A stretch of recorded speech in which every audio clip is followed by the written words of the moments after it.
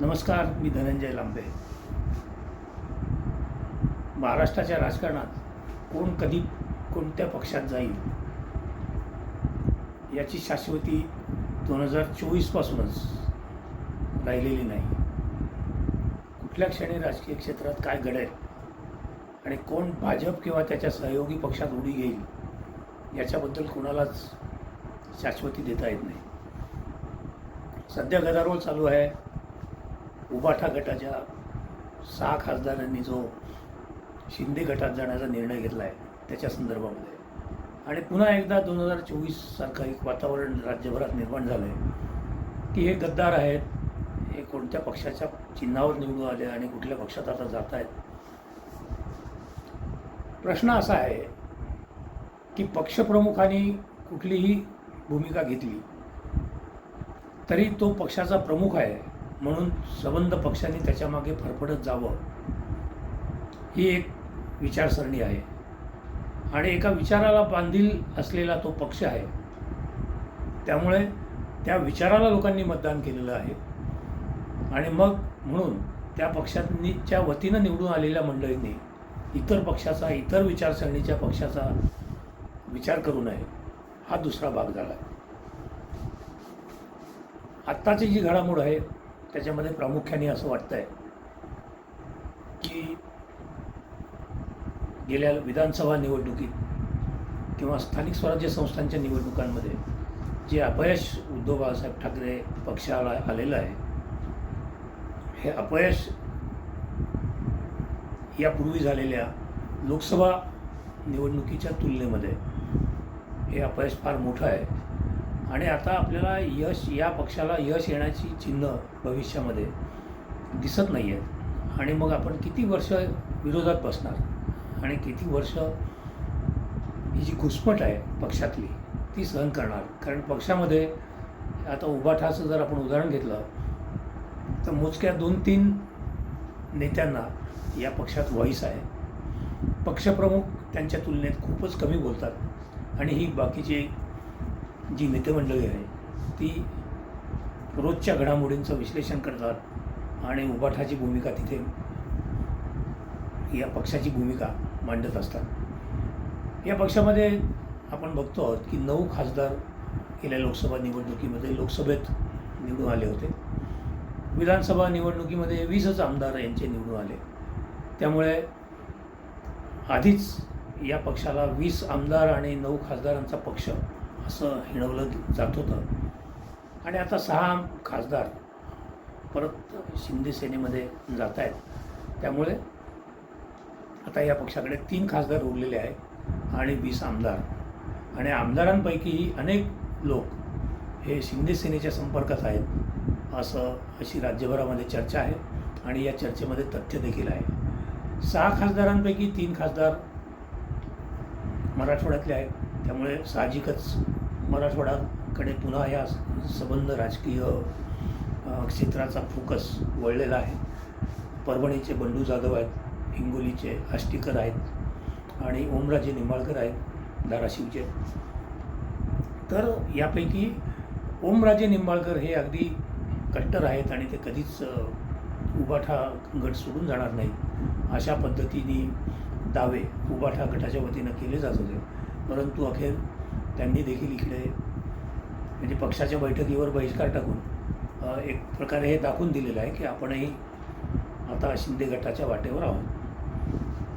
आपण बघतो 2024मध्ये ज्या आमदारांनी, ज्या 50 आमदारांनी बंड केलं आणि 40 आमदारांनी त्यावेळेस बंड केलं आणि बाकीच्या 10 आमदारांनी त्यांना सपोर्ट दिला.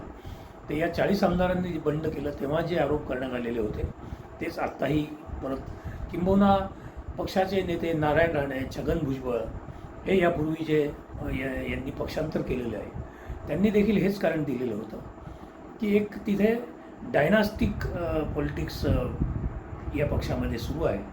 साहेबांशी मोकळेपणाने बोलू देत नाहीत, साहेबांचा वेळ मिळू देत नाहीत अशा पद्धतीचे आरोप करून आणि या साहेबांना 4 काही बडव्यांनी त्यांना घेरून ठेवलं आहे आणि म्हणून आमचा तिथे अजिबात आवाज पोचत नाही असाच आरोप करून छगन भुजबळ आणि नारायण राणे यांनी पक्षांतर केलेलं होतं. त्यानंतर राज ठाकरे यांनी देखील हेच कारण देऊन पक्षांतर केलेलं होतं. हा जो सगळ्यात मोठा झटका 2024मध्ये पक्षाला बसला की 40 आमदार एकाच वेळी यांनी पक्ष बदलला. तर या आमदारांनी किंबहुना एकनाथ शिंदे यांनी त्यावेळेस जे कारण याच्या मागे दिलं होतं ते कारण हे होतं की उद्धव ठाकरे यांनी शिवसेना ही काँग्रेसच्या दावणीला बांधली आहे.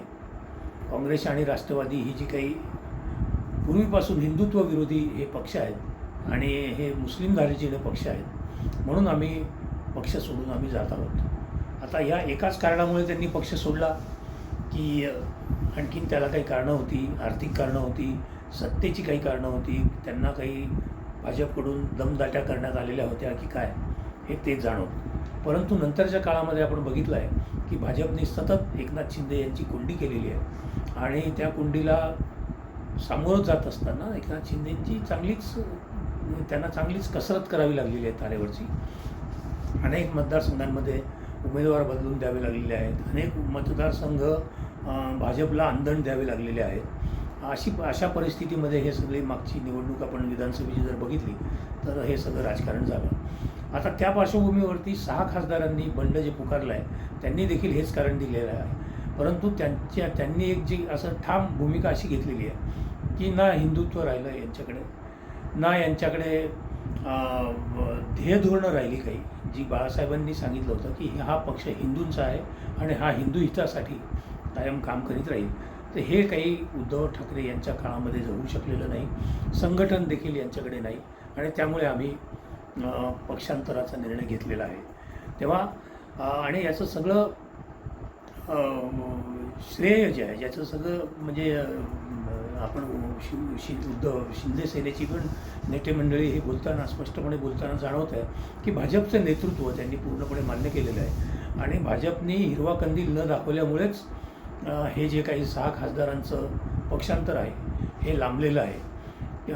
आपण बघतो आहोत की काही महिन्यांपूर्वी उद्धव ठाकरे यांनी परभणीमध्ये एक बैठक घेतली होती. त्या बैठकीला मराठवाड्यातील सगळे खासदार उपस्थित असणं अपेक्षित होतं किंवा परभणीचे तरी संजय बंडू जाधव हे तिथे उपस्थित असतील असं अपेक्षित होतं.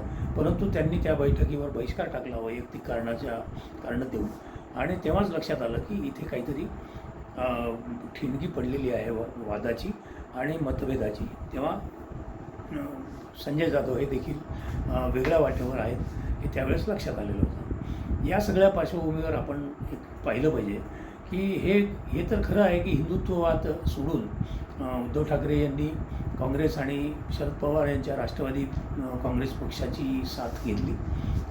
ते मुख्यमंत्री पण झाले आणि त्याचाच असं वाटतं की या सगळ्या मंडळींना राग आलेला असावा की म्हणजे उद्धव ठाकरे मुख्यमंत्री झाल्याचं तो राग नव्हता, परंतु हिंदुत्ववाद कुठे गेला, मग आपली फिलॉसॉफी काय राहील. म्हणजे जर आपण शिवसेना हीच काँग्रेससारखी किंवा राष्ट्रवादीसारखी समविचारी जर आहे असा जर मेसेज मतदारांमध्ये गेला तर शिवसेनेचं जे काही त्याला USP म्हणतो आपण, शिवसेनेचं जो गुणधर्म आहे, मूळ गुणधर्म, तो गुणधर्म मागे राहील आणि मग लोक आपल्याला कशासाठी निवडून देतील.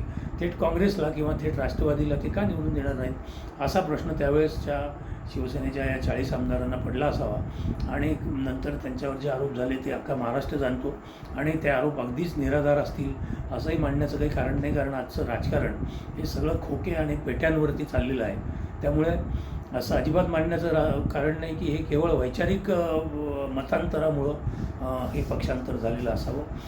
अजूनही म्हणजे आणखीन हे जे 6 खासदार इकडे गेलेले आहेत शिंदे सेनेमध्ये, शिंदे सेना हे NDAचा एक घटक आहे आणि त्यांची जी शिवसेना आहे त्या शिवसेनेने हिंदुत्ववादाचा मार्ग पत्करला आहे जो की भाजपने देखील पत्करलेला आहे.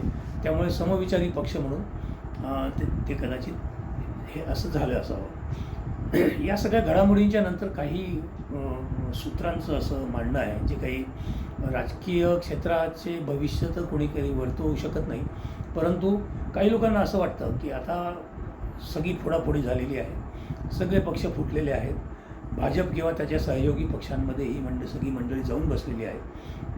अगदी साम दाम दंडभेद या सगळ्या नीती अवलंबून हे पक्ष फोडण्यात आलेले आहेत. याच्याबद्दल तर सर्वसामान्य मतदाराला देखील काही शंका वाटत नाही. परंतु भविष्यात असंही घडू शकतं. म्हणजे ज्या अनेक शक्यता वर्तवल्या जात आहेत की शिवसेनेचं शेवटी भवितव्य काय, मूळ शिवसेनेचं भवितव्य काय, तर त्याच्यामध्ये काही मंडळीचं असं देखील म्हणणं आहे की एक वेळ अशी येईल की शिवसेना आणि भाजप हे पारंपरिक मित्र आहेत. हे यांनी हिंदुत्ववादाच्या मुद्द्यावरती कायम म्हणजे 25-1 वर्ष युतीमध्ये निवडणुका लढवलेल्या आहेत. त्यामुळे यापुढे देखील अशी शक्यता वाटते की पुन्हा ही सगळी जी शिवसेनेबाहेर पडलेली मंडळी आहे ही कालांतरानं पुन्हा उद्धव ठाकरे यांच्या पाठीशी उभे राहतील आणि काही अटी ते त्यांना नक्कीच घालतील की त्यांना काही नेते हवेत, काही नको आहेत, किंवा काही नेत्यांना तुम्ही बाजूला करा, आम्ही तुमच्या पाठीशी यायला तयार आहोत, अशा काही अटी घालून कदाचित ही मंडळी पुन्हा उद्धव ठाकरे यांच्या पाठीशी येऊ शकते आणि उद्धव ठाकरे हे यांना पुन्हा भाजपला साथ देण्याची गळ ही मंडळी घालू शकते. कारण प्रादेशिक पक्ष हा महाराष्ट्राचा प्राण आहे आणि प्रादेशिक पक्षांना संपवण्याचंच कारस्थान भाजपकडून आपण वारंवार होताना बघतो आहोत आणि त्यामुळे भाजपची छिथू होती आहे. परंतु निवडणुका जिंकण्याचं तंत्र या पक्षाला अवगत असल्यामुळं भाजपने सगळ्या निवडणुका ताब्यात घेतलेल्या आहेत, त्याचे निकाल ताब्यात घेतलेले आहेत आणि असं दर्शवलं आहे सगळ्या जगाला की आम्ही सगळ्यात लोकप्रिय पक्ष आहोत. हा जर सगळ्यात लोकप्रिय पक्ष असता आज कुठल्याही प्रसारमाध्यमावरती आपल्याला या पक्षावरती स्तुतिसुमनं उधळणाऱ्यांची रीग लागलेली दिसली असती. परंतु आपण बघतो आहोत की या सगळ्या प्रसारमाध्यमांवरती अक्षरशः पूर्णपणे नकारात्मक या पक्षाच्या संदर्भामध्ये सगळ्या प्रतिक्रिया येत आहेत. नक्कीच काही जे हँडलर्स आहेत सोशल मीडियाचे त्यांच्या माध्यमातून टीकाकारांना उत्तर देण्याचा प्रयत्न भाजपकडून केला जातो.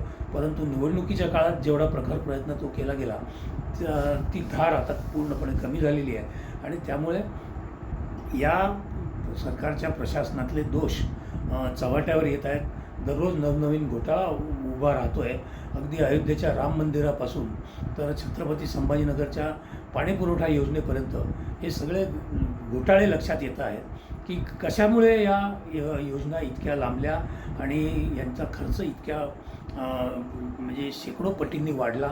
अगदी शहराची स्वच्छता असेल किंवा इतर कुठलंही कंत्राट असेल त्या कंत्राटामध्ये फार मोठ्या प्रमाणावरती गैरव्यवहार झालेले आहेत असा लोकांचा आरोप आहे आणि हे आरोप फेटाळून लावण्याचं किंवा या आरोपांचं निराकरण करण्याची सुद्धा गरज या पक्षाला वाटेनाशी झालेली आहे. त्याच्यामुळे आता हे जे काही 6 खासदार पुन्हा शिंदे गटामध्ये म्हणजे जाणार आहेत त्यांनी अजून म्हणजे लोकसभा अध्यक्षांनी काही कुठला त्याबाबत निर्णय दिलेला नाही. आपण हा व्हिडिओ तयार करतो आहोत तोपर्यंत काही तसा निर्णय आलेला नव्हता. त्यामुळे परंतु त्यांनी आपल्या पक्षाच्या बैठकीवर बहिष्कार टाकलेला आहे. पक्षाने व्हीप काढलेला असतानाही त्याला त्यांनी जुमानलेलं नाही आहे आणि थेट आम्ही शिंदे गटात प्रवेश करणार आहोत असं त्यांनी लोकसभा सभापतींना सांगितलेलं आहे. त्याच्यामुळे त्यावर लवकरच काय तो निर्णय होईल आणि आता परत पुन्हा न्यायालय यंत्रणा भाजप आणि या सगळ्या लोकांवरती टीकेचा सूर या उभाठा गटाकडून लावला जाणारच आहे. परंतु कधीही आत्मपरीक्षण या पक्षाने केलेलं नाही. या खासदारांची घुसमट का होती आहे त्यांची समजूत काढण्याचे प्रामाणिक प्रयत्न थेट उद्धव ठाकरे यांच्याकडून झालेले नाही आहेत आणि म्हणूनच शेवटी या खासदारांना पक्षांतर करावंसं वाटलेलं आहे. या घडामोडीचा निश्चितच महाराष्ट्राच्या राजकारणावरती परिणाम होणार आहे. शिंदे गट हा मजबूत होणार आहे आणि त्या निमित्ताने परत भाजपला म्हणजे सत्ताधारी पूर्ण तिन्ही पक्षांना बळकटी येणार आहे आणि विरोधी पक्ष जो आधीच संपलेला आहे त्याच्यावरती आणखीन कुठाराघात करणारी ही घटना आहे. सध्या तरी आपल्याला एवढं लक्षात घ्यावं लागेल की हा अत्यंत क्षीण झालेला पक्ष आहे. तरी देखील या पक्षाचे खूप सहानुभूतीदार महाराष्ट्रभरामध्ये आहेत. उभाठाच्या पाठीशी अनेक लोक आजही आहेत. परंतु आणि अनेक लोकांनी साथ केवळ यासाठी सोडली आहे की हा पक्ष काँग्रेस आणि राष्ट्रवादी काँग्रेस शरद पवार गट यांच्या वळचणीला गेलेला आहे आणि म्हणून देखील म्हणजे तो जो काही त्याचा ताठ बाणा होता तो बाणा हा पक्ष गमावून बसलेला आहे, अशा पद्धतीची टीका सध्या या पक्षाचे विरोधकसुद्धा करताना आपण बघतो आहोत. भाजपनी तर हे सगळं म्हणजे सगळ्यांना फूस लावून या सगळ्या गोष्टी घडवून आणलेल्या आहेत. परंतु आगामी काळामध्ये परत वेगवेगळ्या घडामोडी या महाराष्ट्रामध्ये आणखीन घडण्याची शक्यता आहे. शेवटी ज्या पक्षातून आपण निवडून आलो त्या पक्षाला आपण बांधील आहोत. ही जी काही बांधिलकी किंवा ही जी काही निष्ठा होती हिला या निष्ठेला खूप पूर्वीपासूनच सुरुंग लागायला सुरुवात झालेली आहे. अगदी 90-95 त्यानंतर शेवटच्या वेळी आता 2024मध्ये या संकल्पनेला सुरुंग लागलेला आहे. त्यामुळे आता लोकांना धक्का वगैरे आता या अशा घटनांमधून बसत नाही. परंतु शेवटी प्रत्येक पक्षाचा DNA काय आहे याची उजळणी पुन्हा या निमित्ताने होत राहते. ती या घटनेच्या निमित्ताने देखील होत राहील. धन्यवाद.